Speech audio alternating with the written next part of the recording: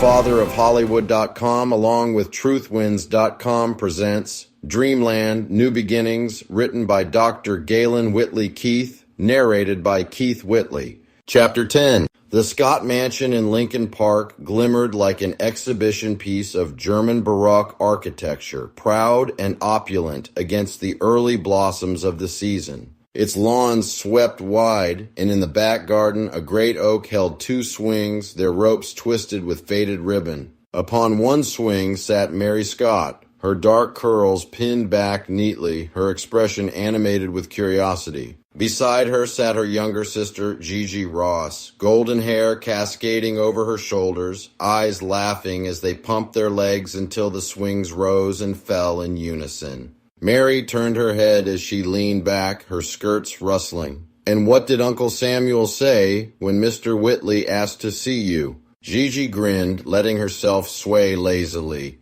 "He said he would speak to me about it." Mary arched a brow. "And you? What did you say?" Gigi gave a dramatic sigh, her voice turning playful. "Why, I knew the very first time we dined together that he was interested. Can you not tell? The way he leans forward when he listens, as if nothing in the world matters more than your words. He is well-traveled, fascinating, and altogether too mysterious. Besides," she paused, feigning solemnity, "he did save our lives." The sisters collapsed into laughter. Mary clasped her shoulder. "So after you thought it over, what was your answer?" "Thought it over," Gigi teased, biting her lip mischievously. "I gave him my answer in 2 seconds." Mary stopped, eyes bright. 2 seconds! And what did you say?" Gigi's eyes flashed with triumph. "I may be young, but not foolish. I said yes." Mary laughed so loudly the birds startled from the trees. "So he will be here tomorrow?" "He promised," Gigi replied with a secretive smile, "and he had better bring me chocolates." "Chocolates," Mary teased. "So the future of your heart depends entirely on how sweet his offering tastes?" "Perhaps," Gigi said, her dimples deepening. "Why not? A marriage must be sweet, must it not?" The sisters' laughter rose, yet deep in Gigi's heart, her banter cloaked the tremor of anticipation of something larger than fate itself unfolding. The next afternoon, a carriage clattered along a Chicago street. H.J. Whitley sat staring intently at the bouquet in his lap. When the wheels crashed into a pothole and the flowers plunged into the dust, he barked for the driver to stop. Stooping, he retrieved the stems, brushing away soil, rearranging the shape until they looked respectable once again. With jaw set hard, he muttered to himself, they must be perfect for her. At last, the buggy drew up to the Scott Mansion. Piano music drifted through the opened windows, the sound of cultured society in the heart of a bustling city. H.J. rapped sharply at the door, bouquet in hand. It was Gigi herself who answered, pausing only a moment before her eyes lit like lamps. She hesitated, then slowly reached for the flowers, her smile curving mischievously. "Thank you, H.J. Won't you come in?" The parlor was filled with flowers, already roses, lilies, blossoms arranged in crystal vases. On a side table sat a framed photograph of a handsome young man. H.J. glanced at it with a raised brow. "Carter Harrison," Gigi explained, her tone teasing. "A friend." "Indeed?" H.J. murmured dryly. "A friend in the funeral trade, I should think, for he sends enough flowers to shame a graveyard."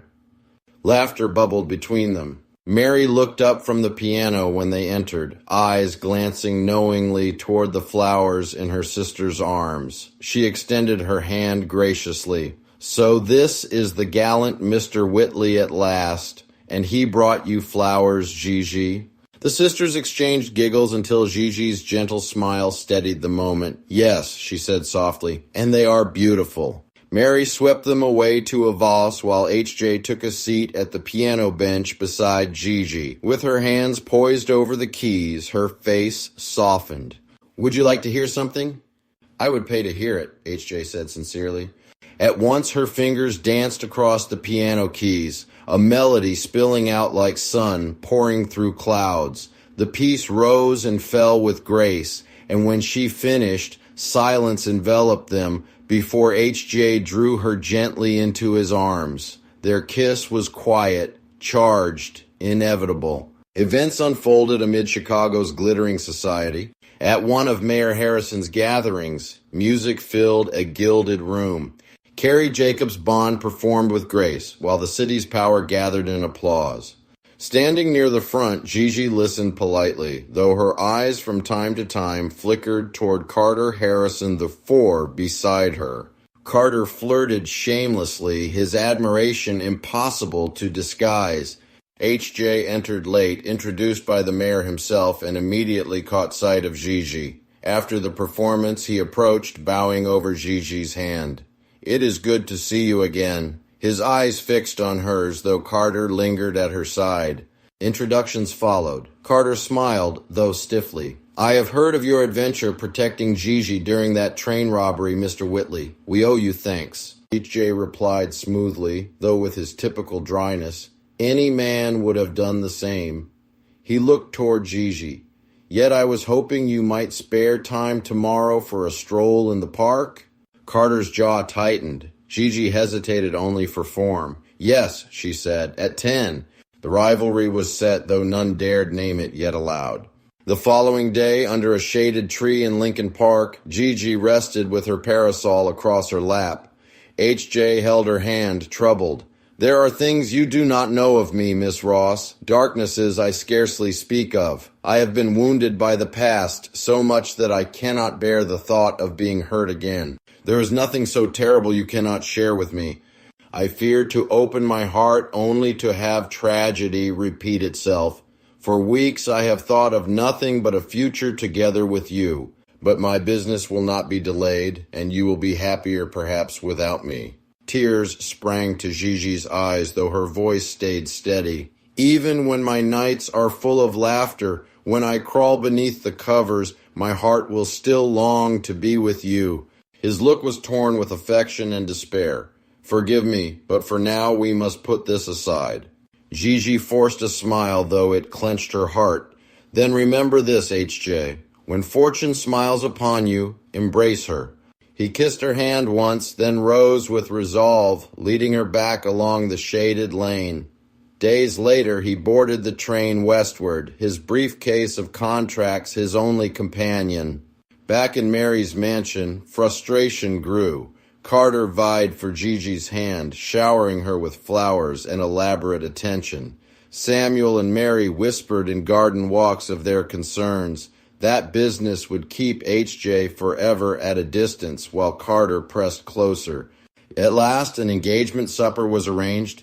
Guests filled the dining room, candles flickered across silver platters. Cousin Clara fed tidbits of beef to her miniature dog Topsy, scandalizing the table until even Carter grimaced.